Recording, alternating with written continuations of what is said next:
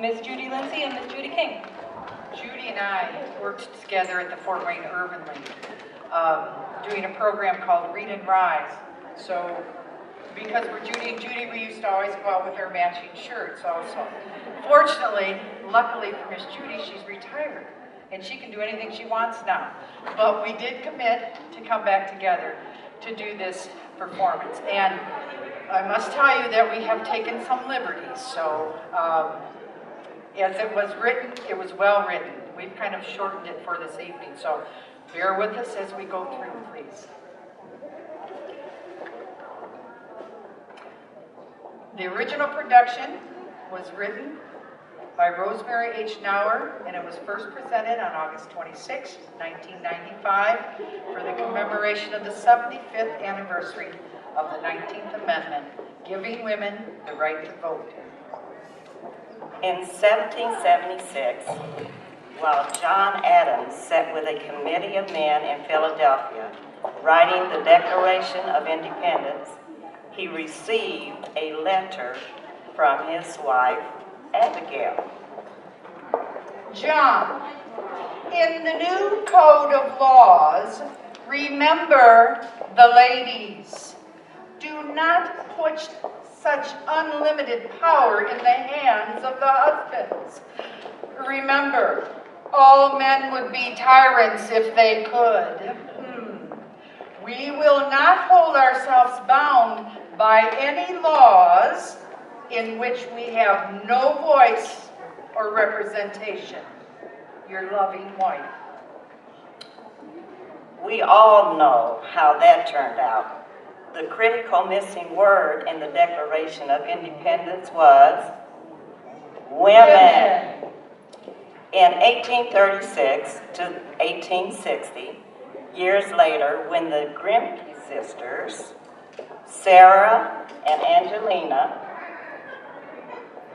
spoke to state legislatures about the evils of slavery, their actions were denounced from the pulpit as contrary to God's law and the natural order.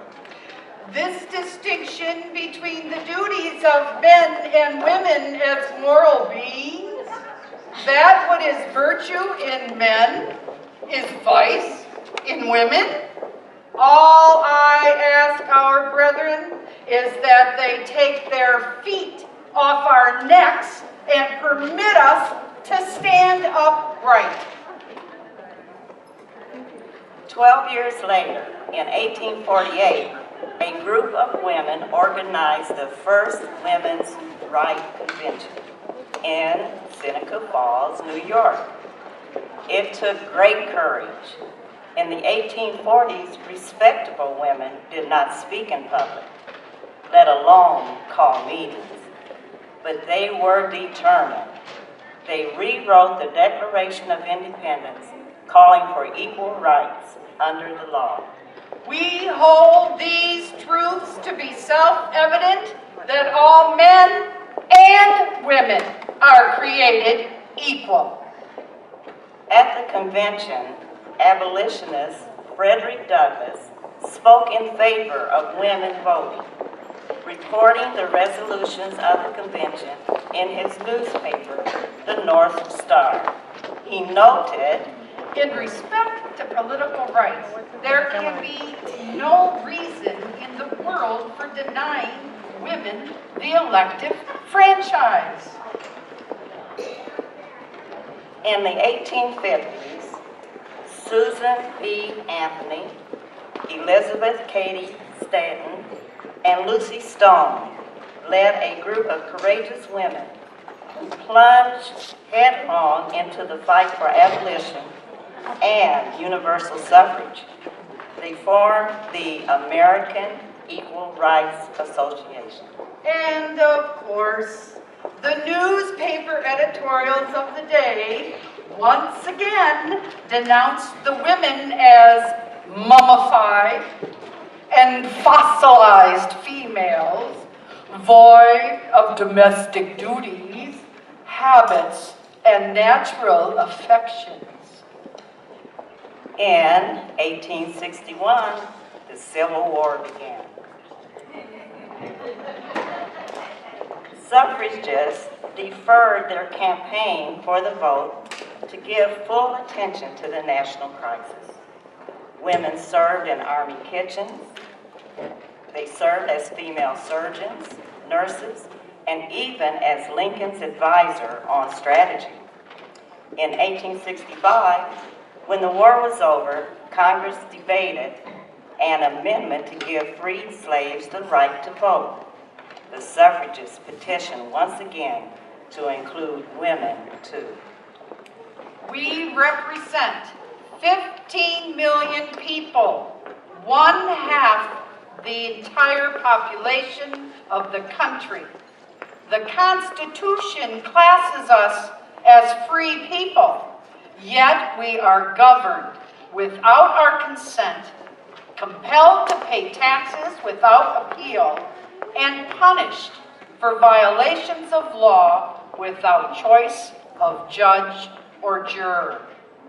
You are now amending the Constitution and placing new safeguards around the individual rights of 4 million emancipated slaves. We ask that you extend the right of suffrage to women, the only remaining class of disenfranchised citizens, and thus fulfill your constitutional obligation. Sojourner Truth, whose speech, "Ain't I a Woman," had so moved the Equal Rights Convention in 1851, spoke again in 1867 for women's right to vote. I speak for the rights of colored women. I want to keep the things stirring now that the ice is cracking. You have been having our rights for so long that you think like a slaveholder, that you own us. Suffragette Frances Gage wrote, "Whenever the voices asked of women, come out and help us, did women stand back? In every home in the whole United States, they rose up and went to work for the nation."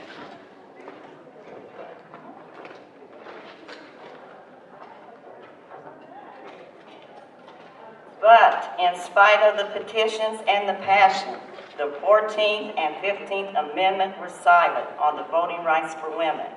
Nevertheless, the suffragettes did not give up. In 1869, Lucy Stone sent out an appeal to the men and the women of America, noting women, idiots, felons, and lunatics are the only classes excluded from the exercise of the right of suffrage. Civil War nurse Clara Barton.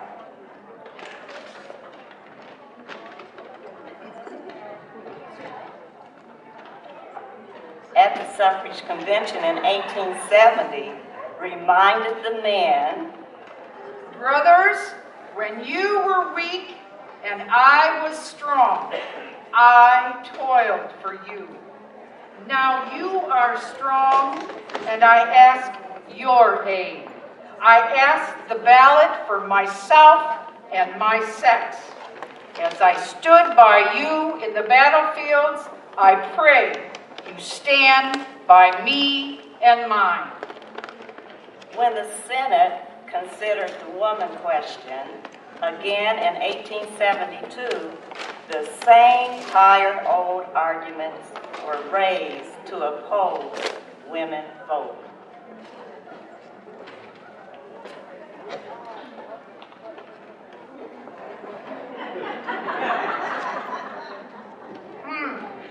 She misunderstands her duties. She wants to go working on the road and serving in the army. I want to protect her against it. Should we overturn the social status of the world as it has existed for 6,000 years? Even the President, Rutherford Hayes, remained indifferent to the poignant arguments of the suffragists. Elizabeth Cady Stanton said of Hayes,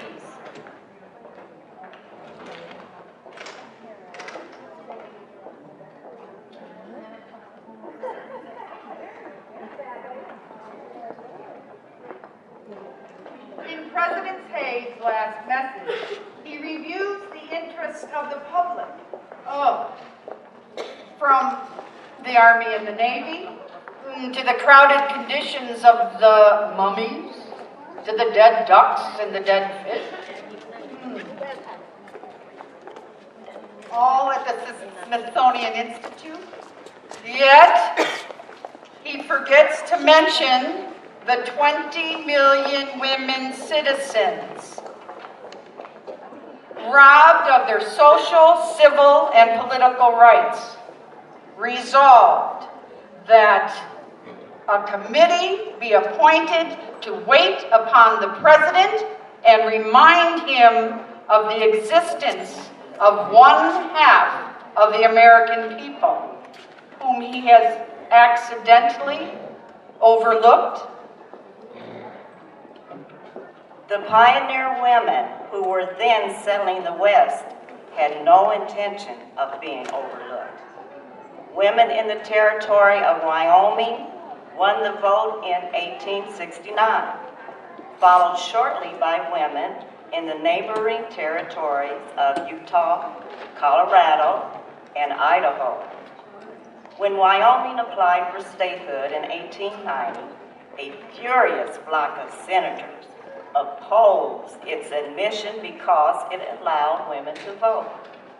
The senator from Tennessee called it a reform against nature and predicted it would unisex and degrade the women of America. Wyoming citizens refused to give in. Their legislature cabled back to Washington. We will remain out of the Union 100 years rather than come in without our women. Encouraging words, but as the years of struggle rolled by, the women of Seneca Falls realized they would not live to vote.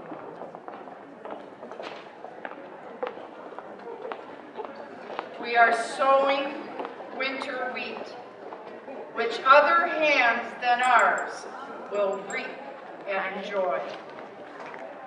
By 1900, over 3 million women worked for wages outside the home, often in hazardous and exploitive conditions, often with their children beside them at the machinery. They needed the ballot to give them a voice in making labor laws. In the Triangle Shirtwaist Factory fire, 146 workers were killed trying to escape an unsafe building in which they had been locked to keep them at work. And by the way, this is the 100th anniversary of that terrible shirtwaist fire in New York. Suffragist Mary Ware Dennett wrote, It is enough to silence forever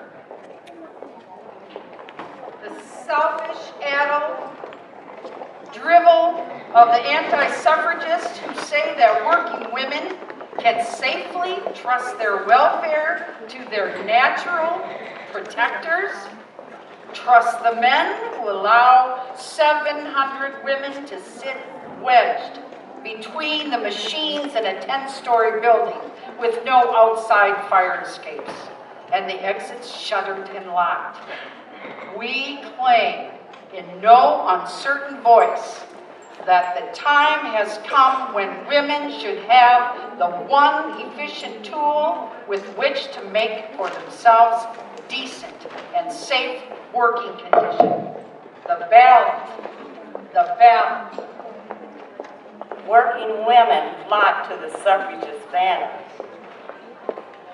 With this new army of supporters, women succeeded in putting suffrage on the state's agenda.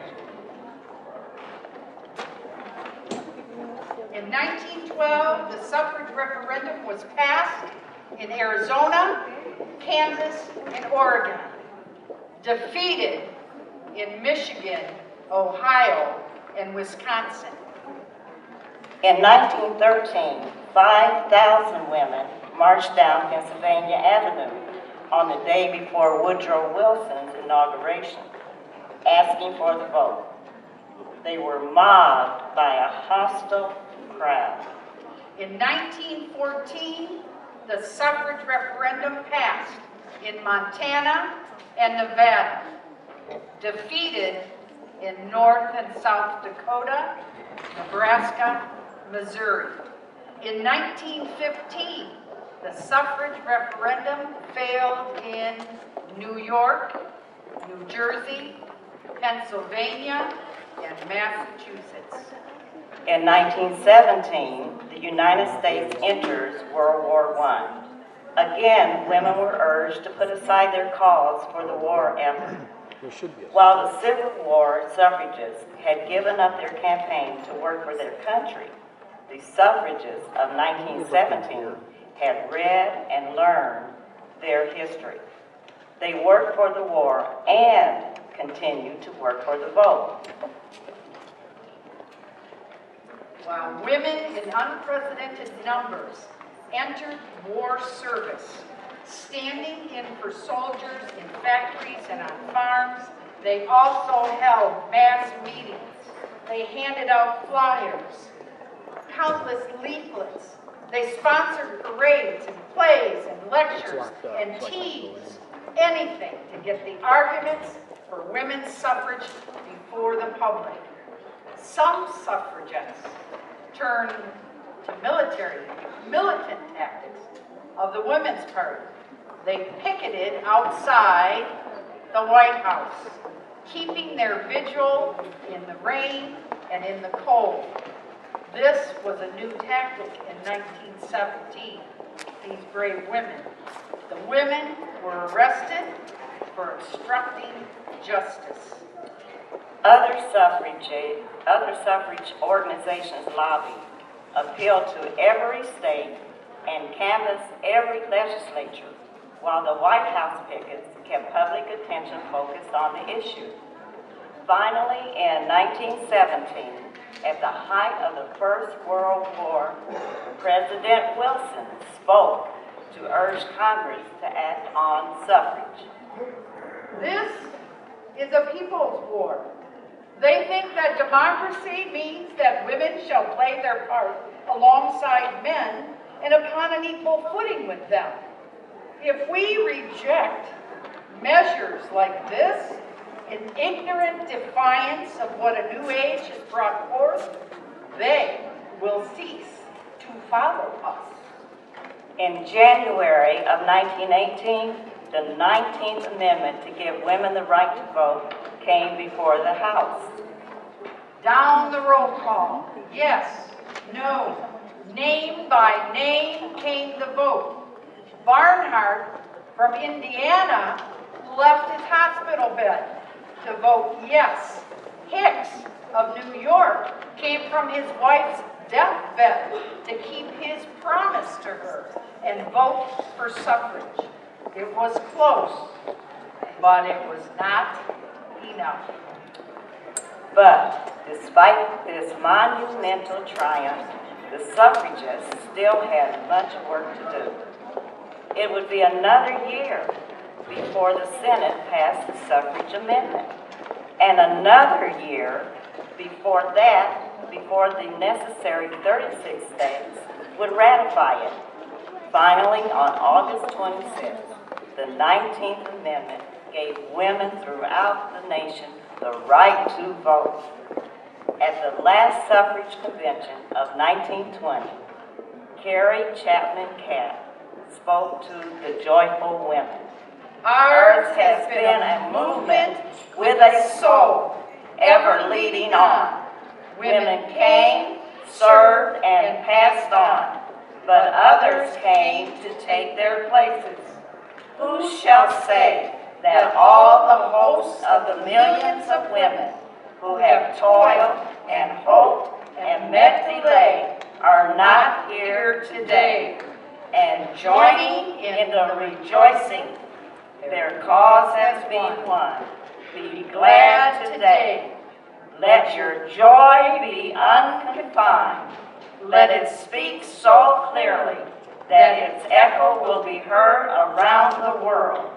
Let it Find its way into the soul of every woman, longing for opportunity and liberty.